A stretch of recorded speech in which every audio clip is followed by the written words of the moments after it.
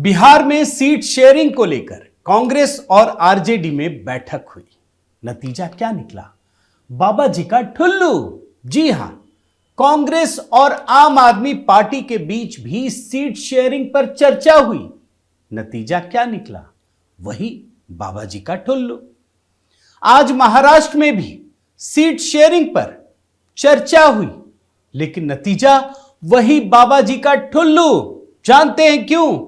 क्योंकि चुनाव से ऐन पहले कांग्रेस ने ढाई चाल चल दी है। शतरंज की बिसात पर ढाई चाल का मतलब हर कोई समझता है, घोड़े की चाल। कांग्रेस ने अपने सहयोगियों को अटकाने, लटकाने और भटकाने के लिए घोड़े की चाल चली है। नतीजा यह हुआ दोस्तों कि हर पार्टी एक दूसरे से भिड़ पड़ी है और आज इसी को डिकोड करूंगा।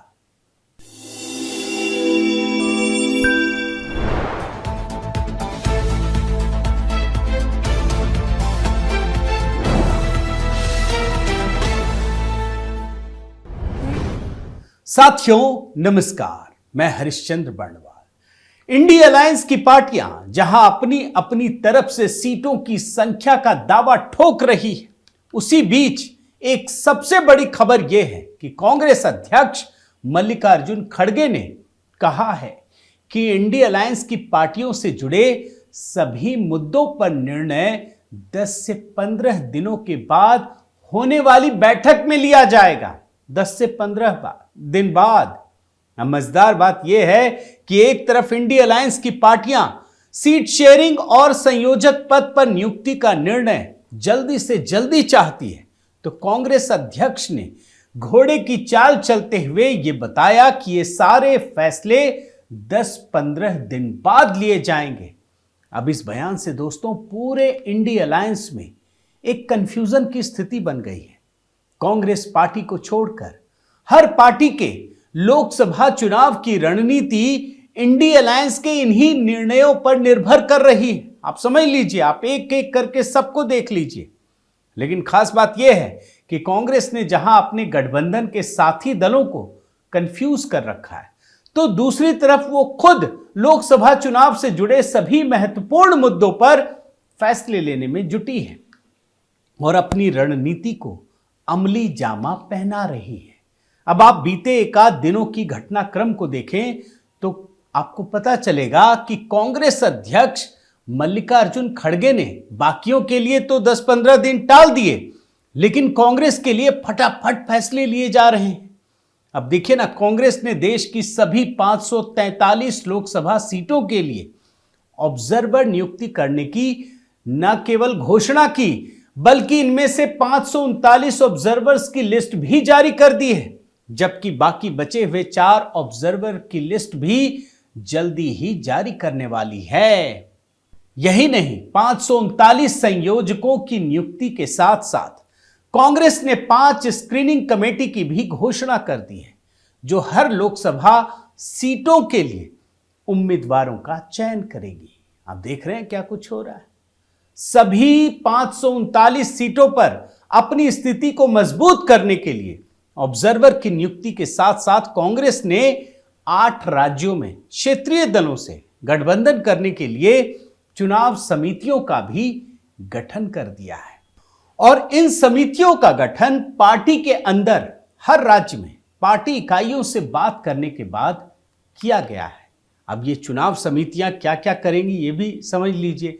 अलग अलग राज्यों के क्षेत्रीय दलों के साथ सीट शेयरिंग के लिए बातचीत करना शुरू कर चुकी है और इस सिलसिले में दोस्तों कल ही आम आदमी पार्टी से दिल्ली और पंजाब में सीट शेयरिंग के लिए बातचीत हुई और यह तय हुआ, क्या तय हुआ, कि अगली बार फिर मिलेंगे।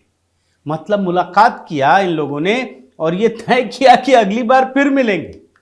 हालांकि यहां खड़गे साहब की जो घोड़े की चाल है, उस पर केजरीवाल ने उन्हें बुरी तरह से फंसा लिया और यहां तक फंसा लिया दोस्तों कि कांग्रेस के ही दिग्गज नेता सिद्धू ने अपनी ही पार्टी पर गंभीर आरोप लगा दिया कि मेरी पार्टी के जो अध्यक्ष हैं वो आम आदमी पार्टी से मिल गए। आप सोचिए।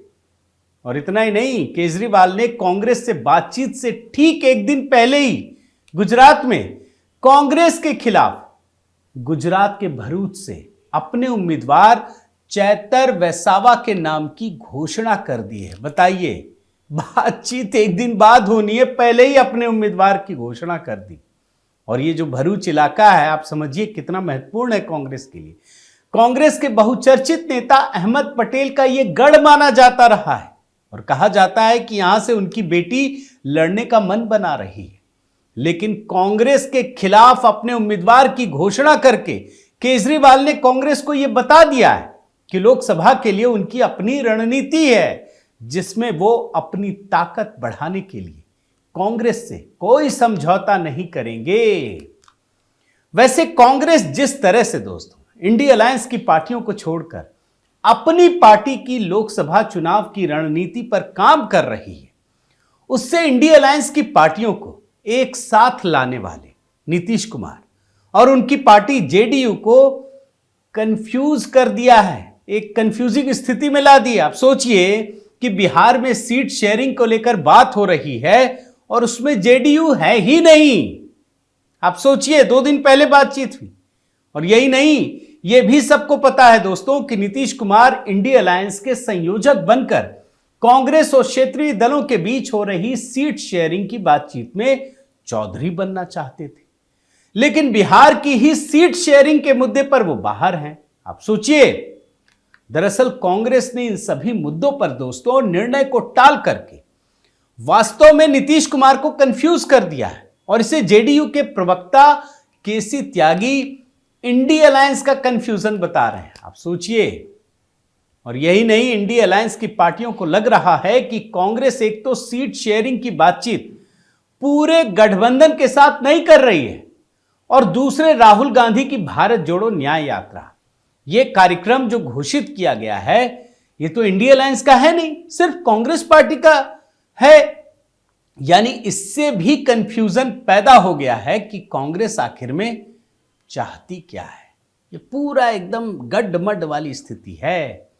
और कांग्रेस ने दोस्तों इंडिया अलायंस के संयोजक पद के लिए जो निर्णय है उसको 10-15 दिन तक टाल करके ये साफ कर दिया है कि वो इंडिया अलायंस के संयोजक के हाथों में कांग्रेस और क्षेत्रीय दलों के बीच सीट शेयरिंग तय करने की ताकत देने को बिल्कुल भी तैयार नहीं है।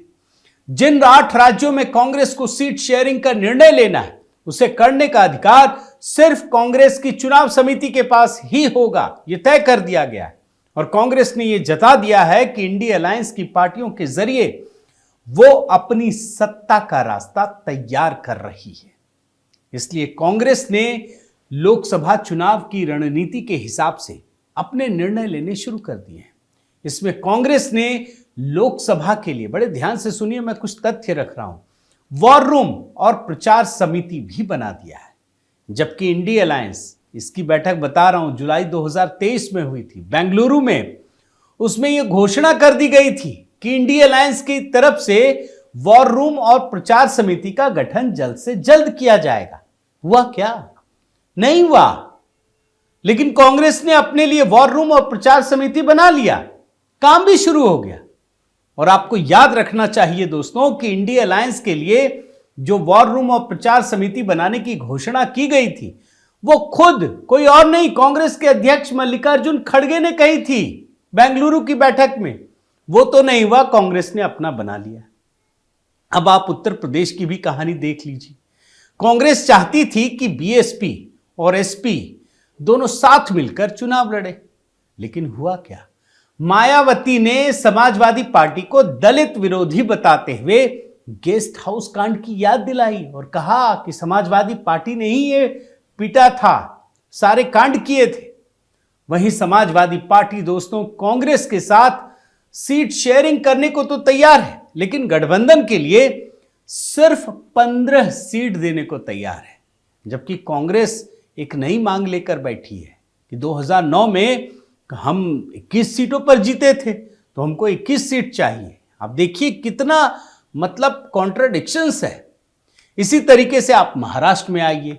यहां शिवसेना उद्धव गुट ने कांग्रेस नेता मिलिंद देवड़ा की एक सीट है दक्षिण मुंबई, वहां पर दावा ठोक दिया। वहां मिलिंद देवड़ा लड़ते हैं और इस दावे के सामने आते ही मिलिंद देवड़ा ने कहा कि अगर शिवसेना अपने मन से सीट पर दावा ठोक रही है तो कांग्रेस भी अपनी तरफ से राज्य की सभी सीटों पर उम्मीदवार खड़े कर देगी।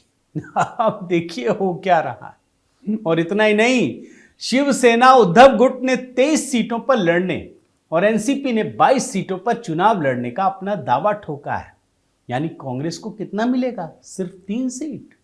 वो तैयार होगी और इसीलिए दोस्तों उसने सारे दावों को एक सिरे से खारिज कर दिया है।